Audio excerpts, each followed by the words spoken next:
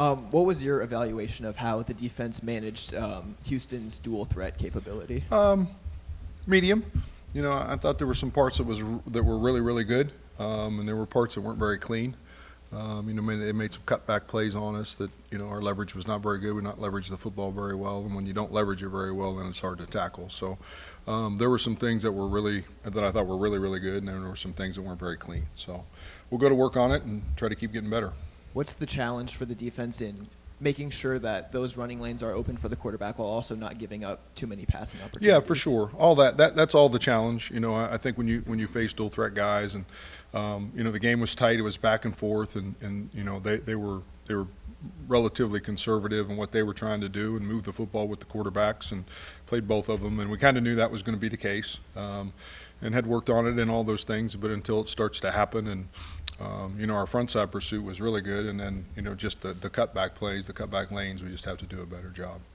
John, what's the causal or cause and effect relationship between A, your ability to get takeaways, and B, your ability to get to the quarterback, which is both high numbers this year? Yeah, I think in every game you're trying to find ways to affect the quarterback. I think that's the number one thing you're trying to do on defense is affect and effect the quarterback, and some of that is through physical pressure, obviously, pressures and sacks. The other one is through what do they see when the ball snapped, the post snap look, and we've tried to just do a great job of trying to keep a good mix of both. And last week didn't give you a bunch of opportunities to pressure. I don't even know that we used a third down call last week that we practiced. And I think it will be very similar this week. This is a team, since Coach Aranda's got there, they're into the analytics, and they go for it on fourth down a lot and run the football on third down. So, we're going to have to be really sharp about what we do and when we do it, and if we can do it. And the tempo of the game and the speed of the game, and their tempos on third down are fast. And so you have to and you ultimately then have to take all that into consideration and do what your guys can do. And that's really where we are a little bit with some of our youth at linebacker. We have to marry it all together to affect and effect, and then also keep our guys relatively so they can find ways to have success as well. In another week against a running quarterback, Robertson, I know they went and got a MAC Player of the Year who's been out for a while. I don't know if he could be back, but both those guys can run. What's unique challenges do they present? Just that. I mean, they can do it all, and I think the guy that's come in lately is. He makes every throw, and they both do. They're both very talented guys, and make all the throws. They can run the football, so that's an extra thing, and they got great command of the offense. And I have a lot of respect for the offensive coordinator, Coach Spav. I think he's an excellent football coach. Played against him when he was at West Virginia, and I just think he's a sharp football coach.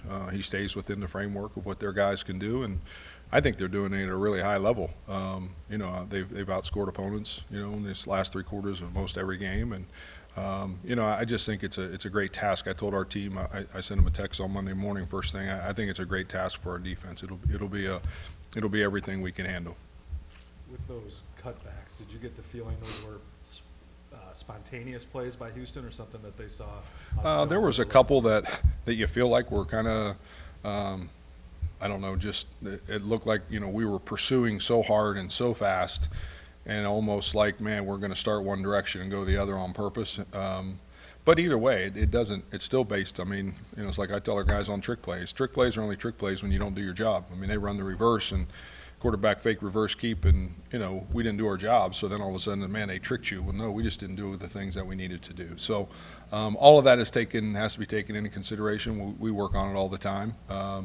But I felt like that game we were going sideways. I think our guys knew, man, the quarterback's going to run and take off, and we all just took off too. And you still have job response. You're still cut back, quarterback, reverse, going forward. You're all the things that it takes to be a good defender on the backside.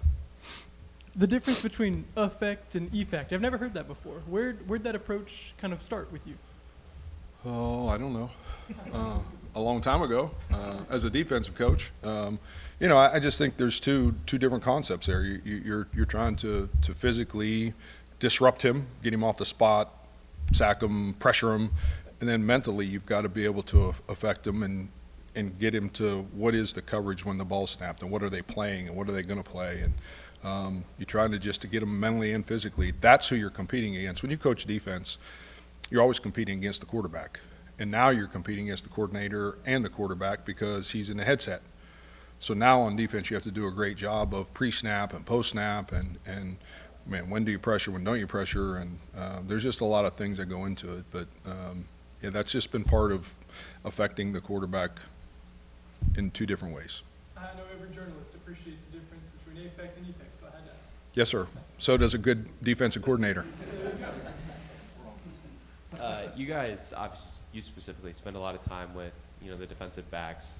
You had a lot of expectations for that group coming into the year with the experience, the talent. How have you seen them kind of come together through the first quarter of the season? I think they're responding well. I think both that group and the D-line group, I don't think it's not any secret. We've lost some guys at linebacker, and so those guys have to step up and play better. It's just a reality. Your A players got to get A's, and those guys have the experience, and so they've got to play at the highest level they can play. And some of them, sometimes you think, man, I didn't know it was going to have to be that fast. What's going to have to be that fast? So I'm proud of those guys. I think Coach Broom's done a good job with those guys back there. I just think it's your experience is seeing play there a little bit. They worked really hard at it. They got great mindsets, and it's allowed us to. They've helped us a little bit manage some of the other stuff. I think a unique dynamic of that is Bo, Jeremiah have a lot of snaps at safety, and Malik too. Right. And then you've got two corners that are playing more this year than they've ever played before, but have been in your program for a while. What's the difference between experience in the program and experience on the field on Saturdays, and how have they kind of learned that? Well, I don't think anything replaces reps on the field. But those guys have got a lot of reps on the field. They've been practiced and all those kind of things. So, but it is different. I mean, being out there in front of a crowd, and we put some young guys by necessity, put some young guys in the other night, and it was, eyes got really big, and it's not out back here on Johnny Majors. It was in a stadium, and it was for real. And in football, you don't get dress rehearsals. Everything's for real. And I think those guys have handled themselves well. I think they're improving. I think the corners are getting better every week. And again, they're kind of relying on those guys in the back end to help them, and I think they have. John, it feels like there's a special connectedness, I guess, with this unit, and I know that's not necessarily maybe new to your defensive units, but just how important is that when you talk about results on the field? Yeah, it's imperative. You can't have a unit or a team or an organization find success if they're not connected. It's impossible. I think this group's worked really hard at it. I think there's some veteran guys. You think of JR, you think of Darian Porter, think of Bo. Those guys have seen a lot of stuff happen here, and they've been through all of it. They've been through some really cool things here, been through some things that aren't so cool here. And I think they're trying to share and understand, man, we really like the cool things here. What does it take to try to do that every single week? And I give those guys a lot of credit. They've worked hard in the off season, since January, trying to keep this whole team together. It's not just, I think the connectingness is this whole team, to me, in my opinion. But I guess I'm right in it with the defense. But there's just been a work ethic that's been kind of transferred down to the young guys. Like, this is the standard and how it has to be done if we want to have a chance at good things. We all know that we're not guaranteed any hopes and dreams. We're just guaranteed good chances. And the more you work at it, the more connected you are, the better your chances are of having those good things, those hopes and dreams come true. So I think they've worked really hard at it. I'm really proud of them.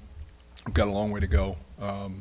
But I think those guys have taken all the things they've learned here, good and bad, and put them to work in this building, off the field.